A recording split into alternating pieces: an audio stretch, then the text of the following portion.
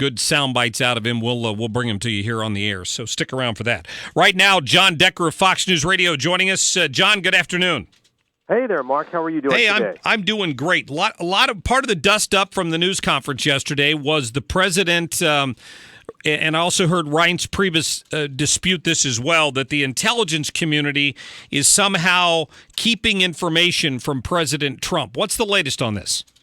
Well, the CIA and the Department of Homeland Security and the Office of National Intelligence have all disputed that. They've all put out statements saying that all intelligence is brought to the attention of the president, and there's nothing to that part of the story. In fact, if you look at the Wall Street Journal, which, by the way, is my favorite newspaper, I love the Journal, but if you look at that particular story, the statement that I just referenced is buried within the story, and of course that undercuts the entire story. Sure. So, I'll say that I'm not an apologist in any way for the president or for Reince Priebus. They can defend themselves, but in this particular case, you have the agencies disputing what the Journal is reporting.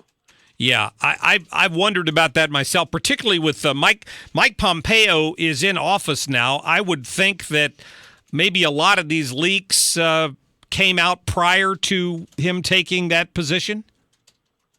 I think that's certainly the case. I think that Mike Pompeo is obviously new on the job, just sworn in as the CIA director. I was with the president when he traveled to CIA headquarters the day after the inauguration. Mike Pompeo was there, but he still wasn't sworn in as the CIA director. It took a few weeks for that to occur. So, this is a problem, I must say, that every president deals with, and that's the issue of leaks. There's no way to stop it. It continues on. But I think what the president is most concerned about is the idea that when he has a conversation with his counterpart, whether it be from Australia or from Mexico, he's concerned about those conversations, those private conversations, being made public. He wants to be able to be candid with his counterpart. And you can't do so if you think that the conversation is going to somehow be leaked once the conversation's concluded. Well, why would any foreign leader feel comfortable having a candid conversation on the phone these days? I mean, that's what it comes down to. Well, that's exactly right. And you used to think, well, that's the way to get around all the problems with the internet and all the hacking is just, pick up a phone and speak to somebody. But, here is an instance where even the phone may not be safe. Despite all the secure conversations that the president has from the Oval Office, even they may not be as secure as perhaps he once thought. No such thing as a secure phone line anymore. I talked to Catherine Herridge earlier this week, and she discussed with me what a serious federal crime it can be for somebody to release this signal intelligence.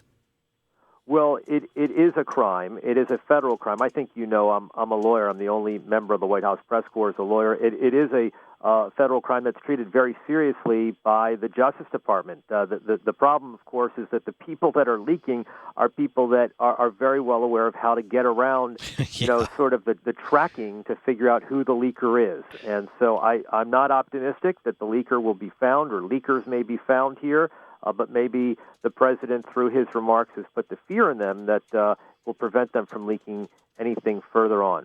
Could very well be. Listen, Jon Decker, Fox News Radio, thanks for your time. Thanks a lot, Mark. Have a great day. I appreciate you. Thank you. Thanks for giving us some time today. When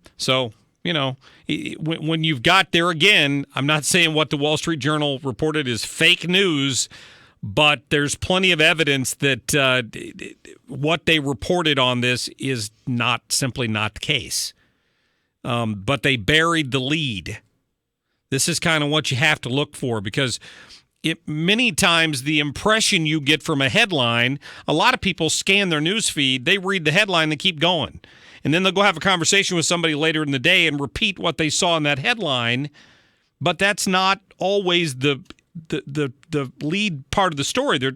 Obviously, there were facts further down in that story in the Wall Street Journal that were in dispute, that disputed that allegation that for some reason intelligence officials were holding stuff back from the President of the United States. Speaking of which, the President is done speaking now, but we do have some more of his interview.